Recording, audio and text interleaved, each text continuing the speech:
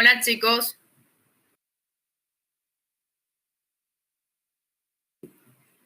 vamos a iniciar esta clase, disculpen me atrasé un poquito, continuando con la clase que habíamos dejado pendiente.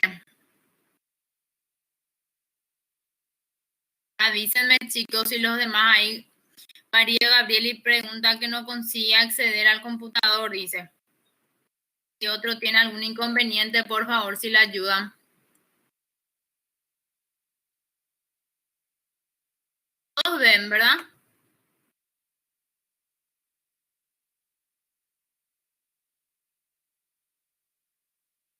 Vamos a continuar con la clase de control prenatal. Quería complementar todo lo que hablamos, encontré datos que fueron importantes para complementar lo que vimos la vez pasada, que era más bien en un desglose de lo que es el CLAP. ¿Se acuerdan? El carnet prenatal que tenía los cuadritos amarillos, que es lo que nosotros completamos cuando se inicia la gestación en los consultorios de control prenatal. Ahora vamos a hablar en esta clase en qué consiste mismo el control prenatal. Esta clase es más o menos como una punteada de todo lo que dijimos, pero acá no vamos a hablar del CLAP. El CLAP ya quedó en la clase pasada, el carnet perinatal, explicado partecita por partecita. Entonces ahora ya vamos a hablar de en qué consiste el control prenatal. Por definición, ya habíamos dicho en esa clase anterior, llamamos así a la serie de consultas, exámenes, estudios y inmunizaciones diagnósticas y tratamientos que se instituyen para lograr el bienestar del binomio materno-fetal. Esta palabra, binomio, es muy usual en la actualidad porque el sistema de salud, el Ministerio de Salud acá en Paraguay, hace énfasis a que ginecobstetricia piense siempre en la parte pediátrica y que la parte pediátrica siempre piense en la parte obstétrica. Entonces, el binomio junta tanto madre como feto y hablamos entonces mucho de este término binomio materno-fetal para el parto y el puerperio.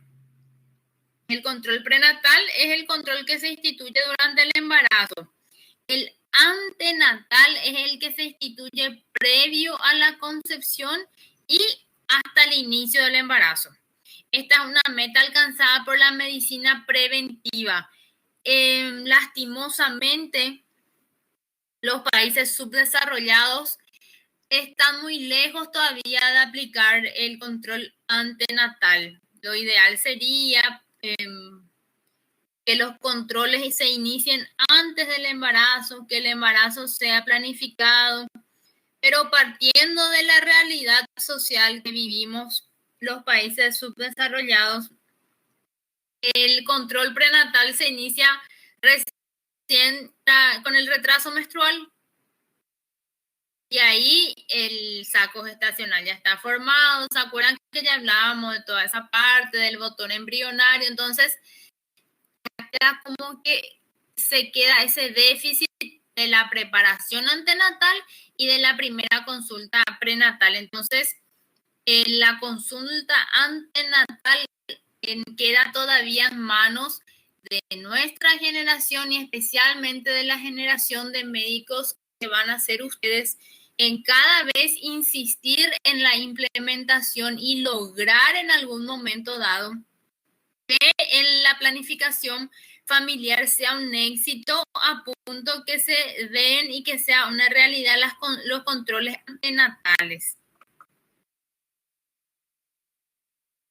En cuanto a los objetivos del control prenatal, primeramente está la prevención de enfermedades o complicaciones y acá también se piensa en el binomio, porque estas enfermedades o complicaciones pueden ser tanto maternas, fetales o ovulares al inicio de la gestación. El diagnóstico debe de ser lo más precoz de enfermedades maternas. Ejemplo, si la mamá tiene alguna enfermedad, para eso se hace toda esa batería de exámenes que yo les dejé en la clase pasada y que acá también vamos a hablar más adelante. Después, el diagnóstico y el pronóstico también es importante de posibles complicaciones de la unidad feto-materno-placentaria. En ginecología y obstetricia, especialmente en la parte obstétrica, nosotros hacemos énfasis a todo lo que conlleva en la función placentaria, porque es completamente dependiente del buen desarrollo fetal. ¿Se acuerdan que también de esto ya hablamos? La vigilancia del feto en sus 4 parámetros. Esto sí, chicos, es muy importante y tienen que grabarse. Estos 4 parámetros son el crecimiento, el buen desarrollo, la madurez y la vitalidad. Claro que tienen que estar vivos para poder crecer, desarrollarse y madurar. La corrección de parámetros desviados por el mismo embarazo, qué sé yo, estos parámetros, por ejemplo, podrían ser los parámetros hipertensivos, el nivel de glicemia, que algunas veces solo se altera o sale de los parámetros normales en el contexto gravídico, dentro del embarazo. La disminución de las molestias o síntomas producidos por el embarazo también es algo que queda como responsabilidad y parte del control del objetivo del control prenatal. Después está la preparación psicoprofiláctica de la pareja o de los familiares, si es posible, para el embarazo, para el parto y para el puerperio. Esta preparación psicoprofiláctica hace énfasis a que estas 3 etapas son distintas. El embarazo, el acompañante familiar o la pareja tiene que cumplir un rol de apoyo, de sostén, de compartir responsabilidades. En el parto también, en el puerperio, cada uno debe asumir una responsabilidad en torno a la situación del recién nacido. Y todo esto conlleva a que se preparen en forma previa para poder desempeñarse en cada etapa. Después está inculcar medidas educativas para la salud de la familia y la crianza del niño. Estos objetivos son súper importantes. Imagínense ustedes si a nuestros padres en el control, claro que nuestros padres, muchos de ellos recibieron este tipo de inculcaciones, de educación, de referencias, pero no fue de un médico, no fue de un ginecólogo, porque antiguamente la medicina solo se basaba en los controles prenatales que conlleven a la parte científica. Y hoy en la actualidad cada vez más se está incorporando esto por una cuestión de salud pública, en donde la implementación de medidas educativas de salud integral cada vez más tienen un enfoque social. Después, esto siempre es pregunta de examen. Requisitos de un buen control prenatal. Debe ser precoz y temprano, periódico y continuo, completo e integral, extenso y de amplia cobertura. Cada vez que cae una embarazada con ustedes se tienen que cuestionar todo esto. ¿Es precoz, sí o no? ¿Viene en forma periódica y es continua, sí o no? Y de nada sirve que venga 50 veces si yo no le hago un control integral. ¿A qué hace referencia a decir que el control prenatal es completo e integral? Si viene, yo cada vez que viene le pido una ecografía, un hemograma, ecografía, hemograma, no es completo. Yo no le estoy brindando una atención integral. Entonces, acá entra a tallar nuevamente el conocimiento del médico que se desempeña en este control, haciendo referencia a que una embarazada debe de asistir. ¿Se acuerdan del CLAP? El CLAP es una ayuda a memoria, dijimos justamente por eso. Debe asistir a un chequeo odontológico, debe hacerse un control nutricional, debe pasar por la parte del tracto genital inferior porque se debe realizar controles de Papa Nicolau para evitar cáncer cervicouterino, para hacer diagnósticos que no tenía la paciente, y debe ser extenso y de amplia cobertura.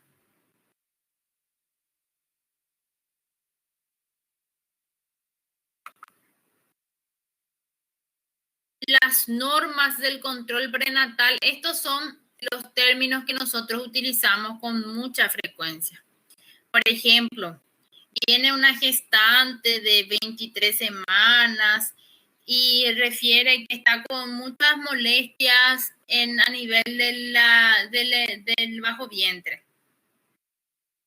Cuando nosotros decimos que el control prenatal es nulo, cuando la paciente dice que nunca se hizo ningún control, ningún estudio, ningún método auxiliar de diagnóstico y nunca asistió a un puesto de salud. Entonces, yo no tengo ninguna referencia de esa paciente y independiente a la edad gestacional, ese control prenatal es nulo. Cuando hablamos de que es insuficiente, acude una gestante de 9 meses de embarazo, gestante de término, en fase ya activa del trabajo de parto y solo tiene una consulta. Entonces ahí no cumple el mínimo de 3 consultas para hablar de que es insuficiente. Entonces, tiene solo 3 consultas o hasta 3 consultas. De 3 a 6 consultas consideramos aún insuficiente. Cuando yo hablo de que la consulta es suficiente, bueno, esta sí recibió una cantidad de consultas en número considerable como para que yo pueda decir que ese control prenatal fue suficiente. Debe de ser en un promedio de 6 a 9 consultas. Y el control prenatal debe ser lo más precoz, idealmente en el primer trimestre. No tiene valor si el control prenatal se inicia en las últimas semanas, por supuesto, porque va a venir la embarazada las últimas semanas, 37 semanas, 36 semanas. Yo le voy a pedir hemograma, simples, todo, pero yo no voy a tener una referencia de los resultados en cuanto a poder comparar sus resultados laboratoriales del tercer trimestre con los del primer trimestre. Lo único que voy a poder hacer diagnósticos, ¿verdad? Si es que hay una orina contaminada, una infección urinaria, los hallazgos del momento, pero como referencia de control prenatal no va a funcionar. ¿Qué es lo que hacemos en la primera consulta? Acá ya empieza la parte importante, chicos. Viene la paciente, retraso menstrual, refiere que tiene un resultado de embarazo positivo. ¿Qué es lo que hacemos ahí inicialmente? Acá yo le puse una lista.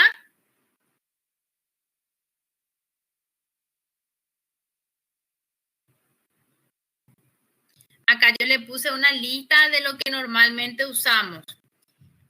En la historia clínica obstétrica detallada, ya entra la anamnesis, todo lo que nosotros registramos en una historia clínica. Sí o sí hacemos la toma de los signos vitales y acá es de gran importancia la presión arterial, sí o sí, chicos.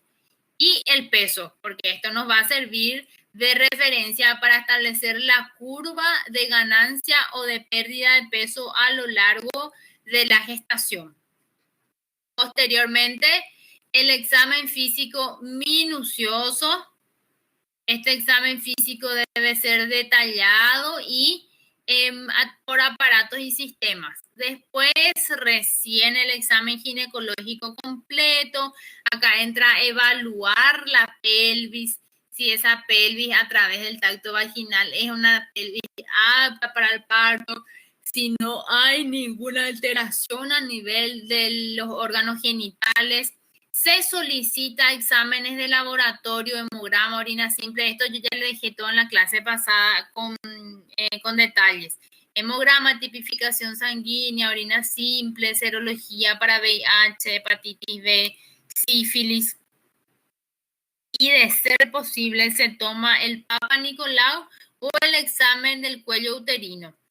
Este Papa Nicolau solo podemos hacer hasta las 20 semanas. Recuerdan que ya hablamos también de esto por el riesgo de que la toma de muestra a mayor edad gestacional, mayor cantidad de líquido, mayor peso sobre el cuello uterino, entonces existe el alto riesgo de romper, de perforar la bolsa amniótica. Y por supuesto la ecografía y los otros estudios que fueran necesarios según mi exploración. Si yo le vi a una paciente y me impresiona en determinada enfermedad que yo pueda diagnosticar a través de algún método auxiliar de diagnóstico, voy a solicitar ahí.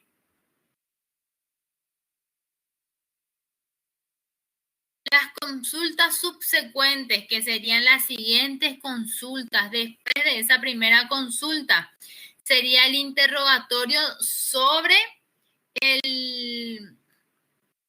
la evolución de cómo ella transcurrió en esas semanas desde la primera consulta hasta la siguiente consulta, si tuvo molestias, si presentó náuseas, vómitos, si presentó algún tipo de sangrado, si presentó síntomas urinarios.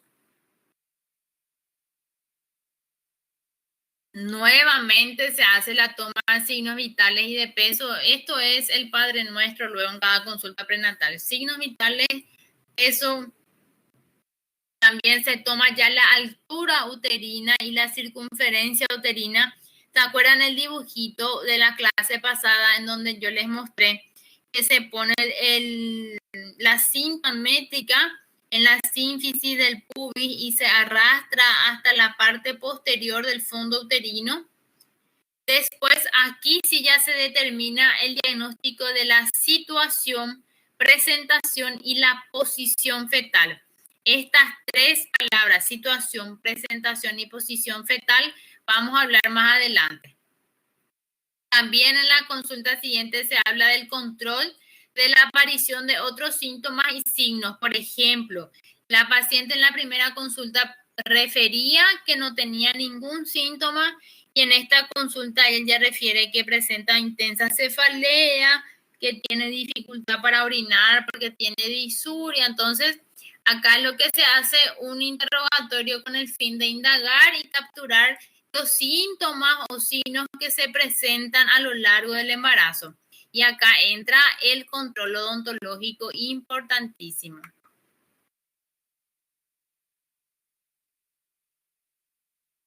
Las consultas en el último mes del embarazo se hace exactamente lo que mencionamos anteriormente, pero acá se realiza el tacto vaginal para valorar si no existe dilatación.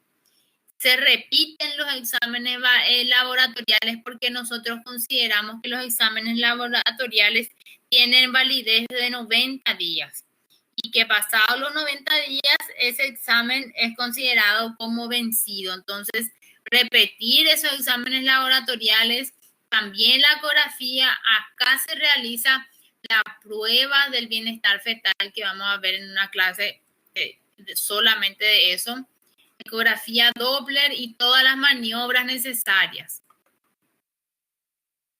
Acá se habla de la ganancia del peso de la embarazada en relación al peso pregravídico con su talla y su índice de masa corporal.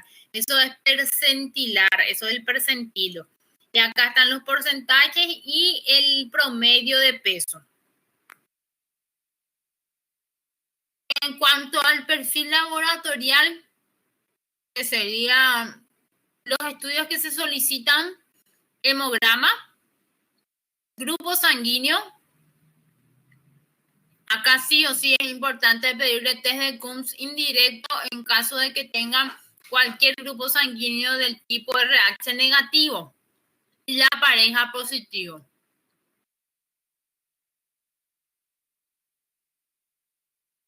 Grasa sanguínea o un TP, tiempo de protrombina.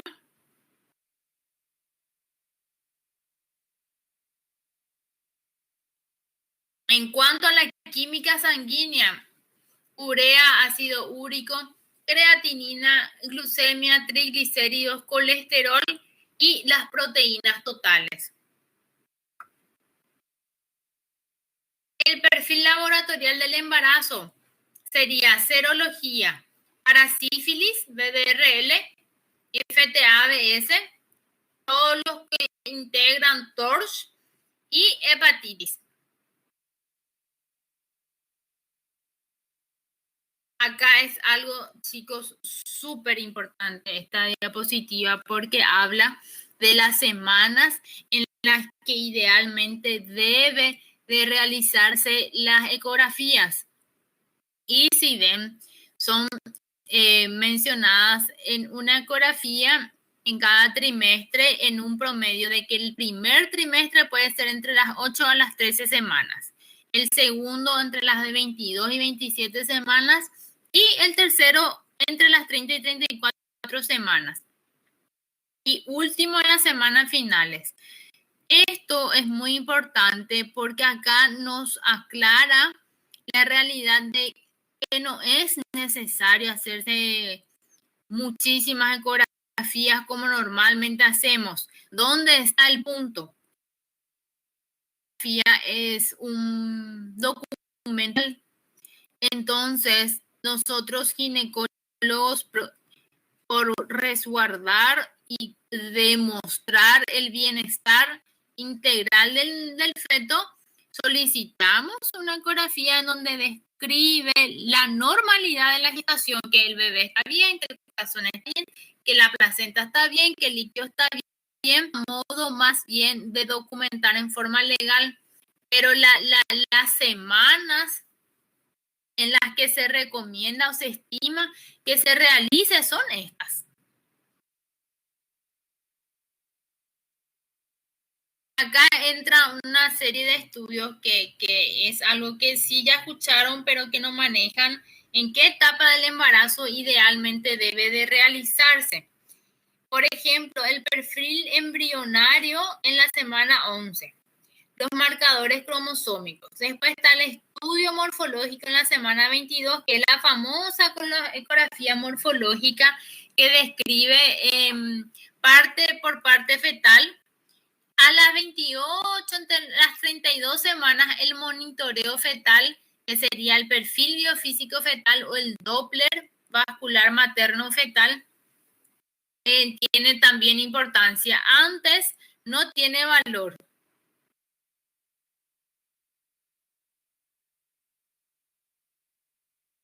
Las prescripciones de rutina son estas: multivitaminas, los oligoelementos y minerales, agregado de hierro, agregado de calcio y flúor y las inmunizaciones. Acá entra la vacuna contra la influenza, la antitetánica.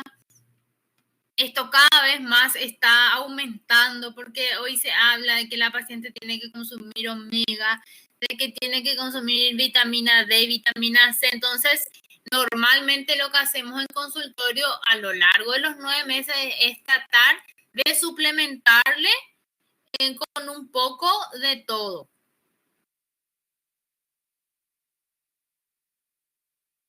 En cuanto a la consulta antenatal, esa que al principio yo les dije que se realiza antes del primer trimestre, o sea, antes del embarazo, antes del diagnóstico del retraso menstrual, es nada más para el asesoramiento en cuanto a planificación familiar.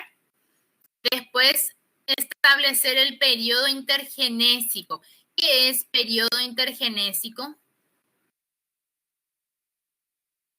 Periodo intergenésico es el tiempo entre un hijo y otro. Y hablamos de que pasados los 10 años, el periodo intergenésico entre un hijo y otro es catalogado como prolongado.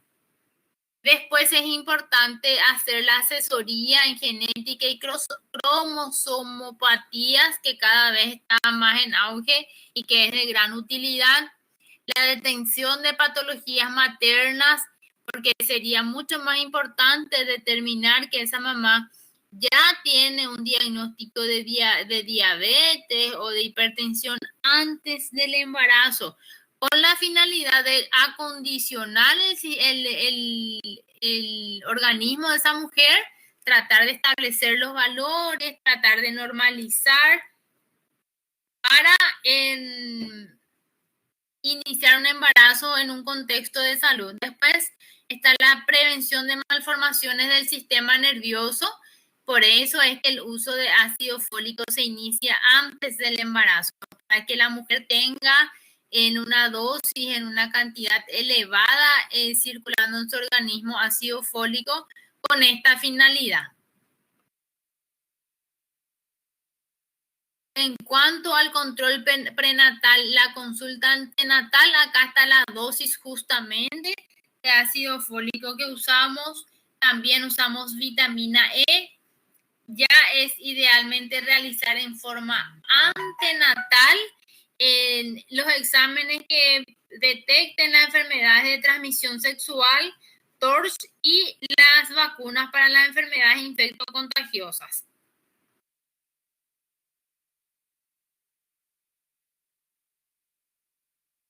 Un ratito, chicos.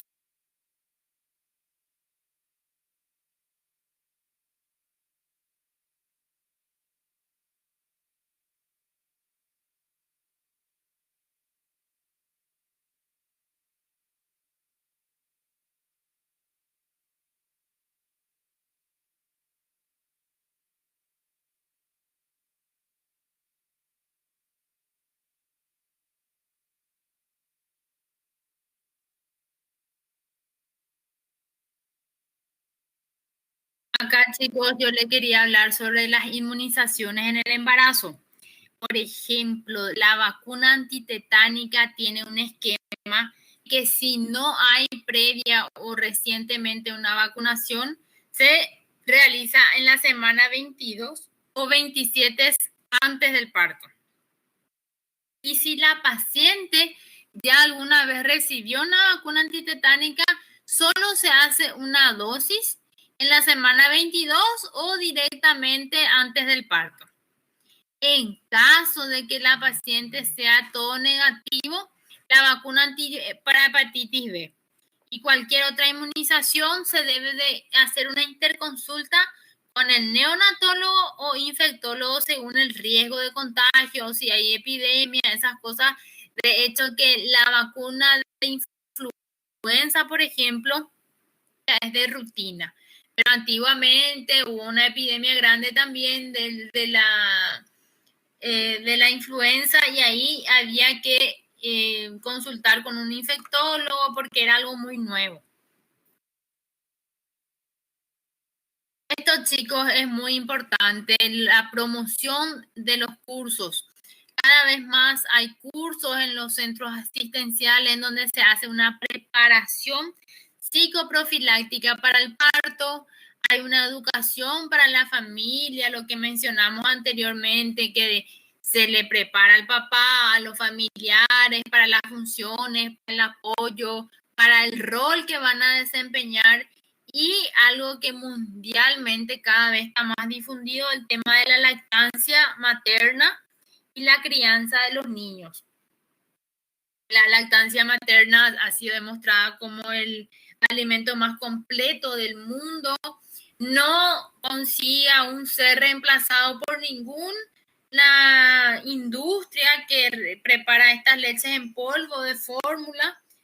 Entonces, por eso es que es importante, incluso está demostrado que las primeras succiones en donde lo que el bebé succiona es calostro, recibe las inmunoglobulinas a través de esta secreción que es el calostro, y por una serie de cuestiones psicopedagógicas, psicológicas, maternas y fetales, en donde se hace mucha referencia la lactancia materna exclusiva, vínculo materno-fetal que proporciona un desarrollo cerebral, emocional, psicológico al recién nacido y a la mamá.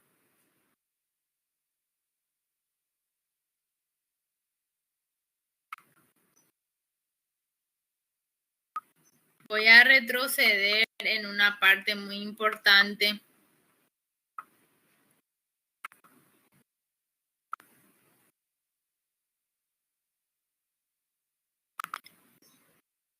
esta parte no hablamos de que el perfil laboratorial del embarazo tiene que, faltó decir que el examen general de orina, frotis y cultivo de secreción vaginal en caso de que existan mujeres que tengan flujo vaginal o corrimento, como se dice en portugués, el urocultivo. Este urocultivo, chicos, les voy a explicar por qué es importante en el contexto gravídico. En el embarazo, y vamos a hablar de infecciones en el embarazo, y vamos a tocar este punto, por eso yo ya le quiero tirar como un dato para que tengan en cuenta. Este urocultivo, un ratito.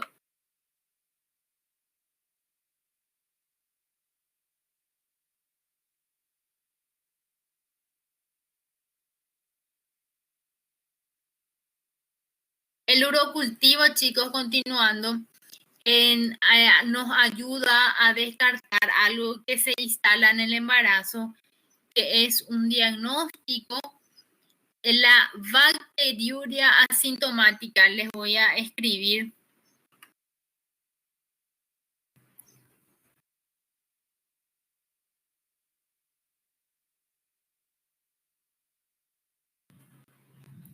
Ahí les escribí qué es lo que sucede. La mujer no presenta síntomas urinarios, no tiene cistitis, no tiene tenesmo vesical, polaquiuria, nada que nos haga pensar en que ella está cursando con una infección urinaria. Pero se solicita el urocultivo y resulta positivo para determinado germen.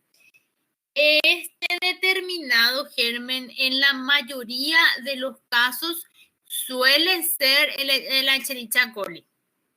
En cuanto a porcentaje, es el que más se presenta con mayor frecuencia, pero hay una serie de gérmenes, incluso hay ascenso de cándida, una serie de gérmenes que pueden ser causales de la bacteriuria asintomática.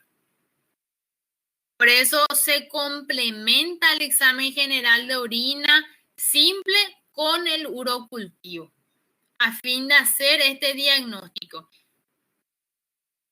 Después, ¿qué más? Si tienen alguna pregunta, vayan haciendo sus preguntas. La ecografía, ya les expliqué por qué a veces nos excedemos en la cantidad que realizamos. Los suplementos, esto, chicos, netamente hace referencia a la parte suplementativa. Esto debe ir de la mano con un soporte nutricional de ingesta de alimentos, porque eso también sucede. La mujer suele tener hábitos alimenticios no muy apropiados en términos saludables. Entonces, hay una mujer que come mucha comida procesada, mucha comida con conservantes, comidas elaboradas, y inicia la gestación.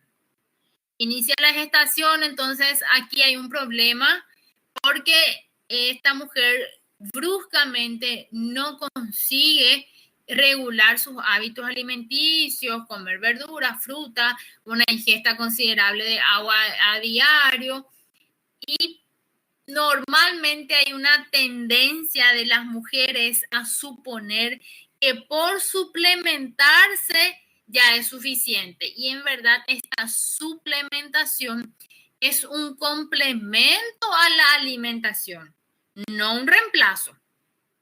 Todo esto es importante en asesorar, informar en las consultas prenatales. Mira, yo te voy a recetar esta multivitamina durante tu embarazo, me gustaría que tomes, pero debes de considerar la posibilidad de que tenés que iniciar prontamente el cambio de tus hábitos alimenticios.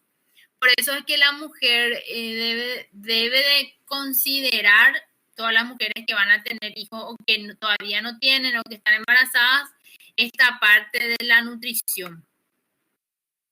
De esto ya hablamos. Quería saber si tienen alguna pregunta. Esto es otra cosa importante que le voy a mencionar por último. Acá, chicos, esto que ya desglosamos Esto siempre se pregunta en los exámenes.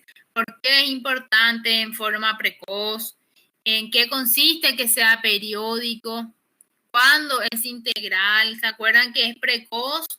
Cuando acude la paciente antes de las 9 semanas y en ese momento podemos iniciar en el uso de ácido fólico, en las primeras ecografías, la batería de exámenes que ya mencionamos. Por eso es muy importante esto.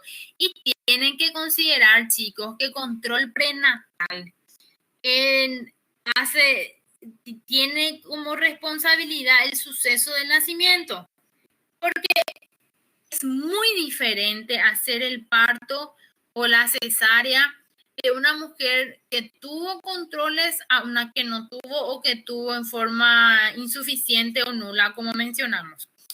Cuando tenemos una urgencia, esa mujer se puede accidentar, puede, qué sé yo, hacer un pico hipertensivo. Si nosotros tenemos un control prenatal bien elaborado, nos va a tranquilizar saber que durante el control prenatal ella presentó valores normales, que los valores anormales que se presentaron se corrigieron porque ella hacía un control prenatal en forma periódica, asistía en forma continua, entonces corregir lo que se presentó se hizo a lo largo y ese evento que se presentó ahí en la urgencia donde yo le estoy atendiendo fue algo casual, fue algo que no se pudo prever. Por eso sirve importantemente esto. Les voy a contar una experiencia. La semana pasada a mí me llegó una mujer con un desprendimiento placentario. Ella tenía una hemorragia considerable y yo miro sus estudios y ella no tenía nada. No tenía tipificación sanguínea, no tenía un hemograma. Imagínense estar con una paciente embarazada, sangrando, sin tipificación sanguínea y que yo vea el volumen estimado de sangre perdida y claro, ¿qué es lo primero que le voy a querer hacer? Transfusión. ¿Cómo yo le voy a transfundir si ella no tiene tipificación sanguínea? O sea, es un ejemplo que les tiro para que se den cuenta que todo es importante. El grupo sanguíneo parece algo tan banal, tan sin importancia, pero en el contexto gravídico sí es importante y más adelante vamos a dar una clase que se llama RH negativa, madre RH negativa. ¿Qué sucede cuando una mamá tiene el grupo sanguíneo negativo?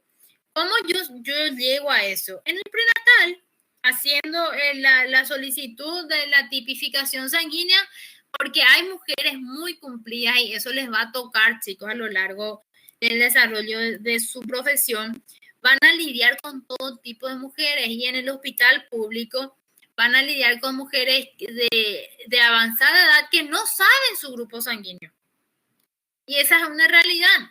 Les va a tocar en el control prenatal ser un poco docente, ser un poco mamá, ser un poco amiga, ser un poco consejera, porque van a vivir el contexto de esa paciente y no se limita solamente a lo científico. No es pedir estudios laboratoriales de ecografía y hacer examen físico nada más, porque junten todo lo que mencionamos. Es completar el CLAP, es indagar los estudios, es hacer asesoría, es hacer una preparación psicoprofiláctica, es detectar enfermedades que no fueron diagnosticadas previo al embarazo. Entonces, son muchas cosas, chicos. Es importante el prenatal. Eso es lo que quiero que quede bien en la mente de ustedes, de la importancia que tienen los controles prenatales. Que normalmente, voy a esperar nomás, ya sé que estoy embarazada, ya voy a esperar nomás un poco más. No, se dan cuenta la importancia de hacerlo en forma precoz. Por eso quería dejar nuevamente esta clase así como un pantallazo general de todo lo que habíamos mencionado para que fijen, para que repasen, para que vayan haciendo sus resúmenes y para que vayan también preparando las preguntas o dudas que vayan teniendo. ¿Está bien? Quedamos por acá, chicos. Cualquier consulta con sus delegados que tienen mi número y nos vemos el martes. Chau, chau.